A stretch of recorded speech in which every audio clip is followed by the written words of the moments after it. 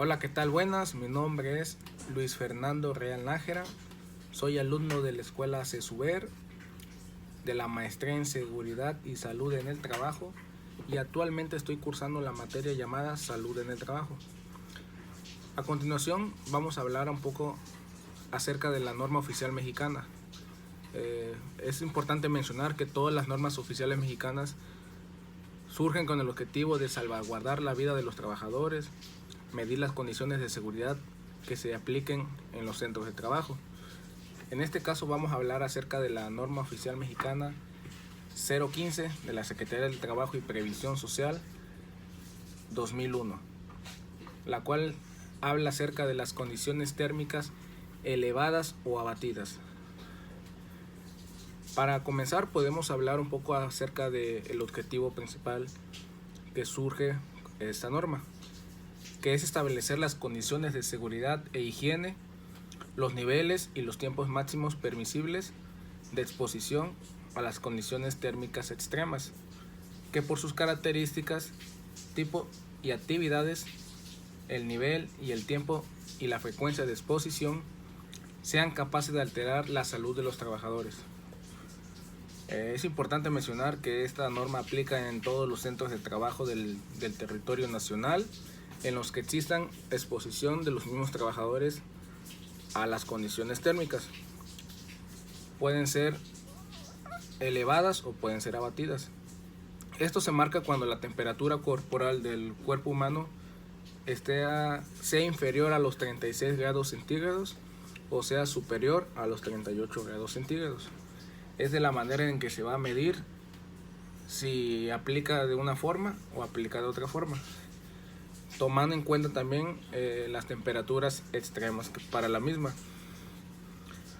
Es importante también dejar en claro el significado de la misma. En este caso, la condición térmica abatida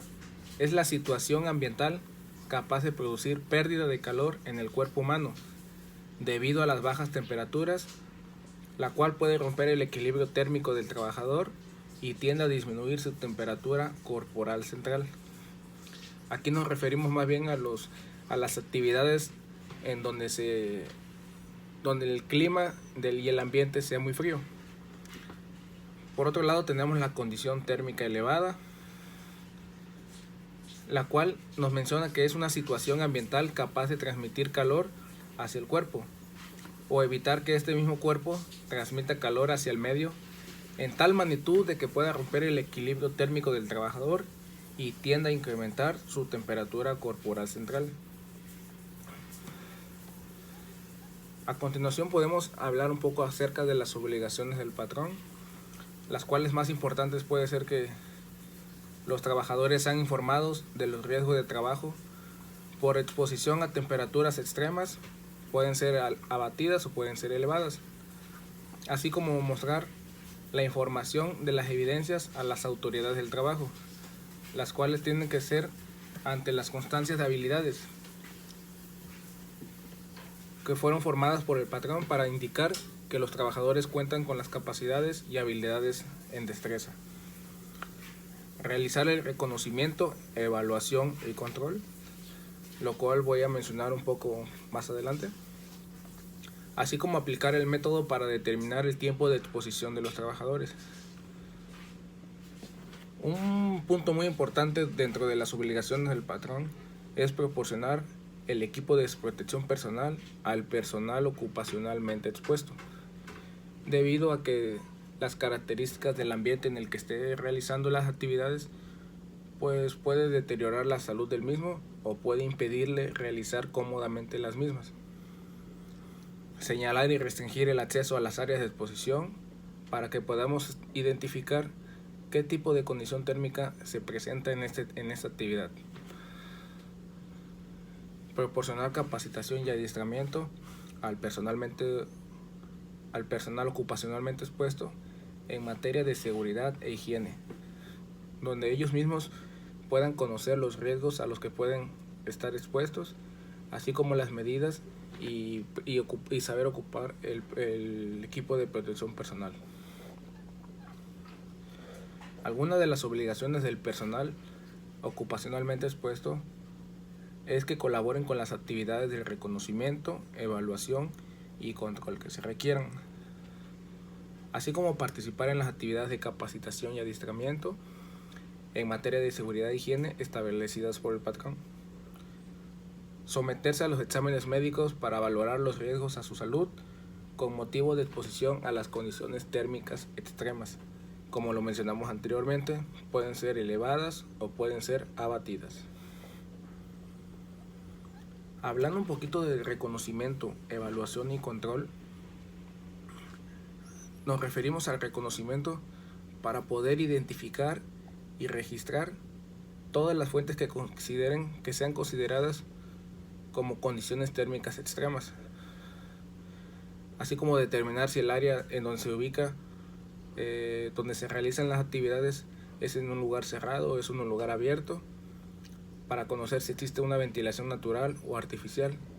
para a través de ello poder realizar un análisis de riesgos o poder darles una solución a los mismos. Dentro de la evaluación es muy importante este punto. Nos dice que medir la temperatura axilar del personal ocupacionalmente expuesto antes y después de cada exposición,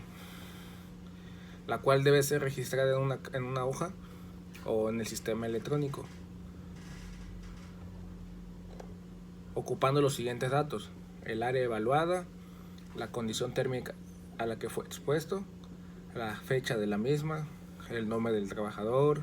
su puesto, los ciclos de exposición y las actividades específicas que realiza el personal, si se utiliza algún equipo de protección personal y la obligación, así como saber ocuparlo adecuadamente. Dentro del control nos referimos cuando la temperatura axilar del trabajador supere los 38 grados centígrados o esté por debajo de los 36 grados, se deben aplicar medidas de control. Esto con el objetivo de evitar daños a la salud del trabajador. Como lo mencionamos anteriormente, el objetivo principal de las normas oficiales mexicanas, que por lo mismo son de carácter obligatorio, es salvaguardar la vida de los trabajadores, que es el recurso más importante en la organización. Podemos mencionar dentro del control que los trabajadores que por primera vez vayan a ser expuestos a condiciones térmicas elevadas deben contar con un periodo continuo mínimo de aclimatación de 6 días. Ojo, iniciando con el 50% de la exposición total permisible durante el primer día, siguiendo con incrementos diarios del 10% hasta llegar al 100% de la exposición total en el sexto día. Los trabajadores que han estado aclimatados a condiciones térmicas elevadas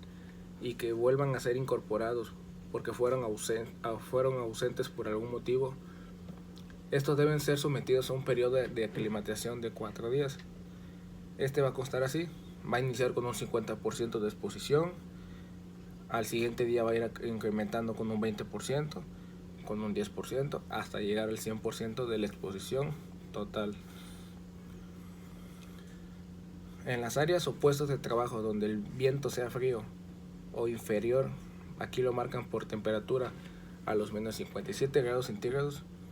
todo el cuerpo del personal debe contar con equipo de protección personal que lo mantenga aislado de las condiciones térmicas abatidas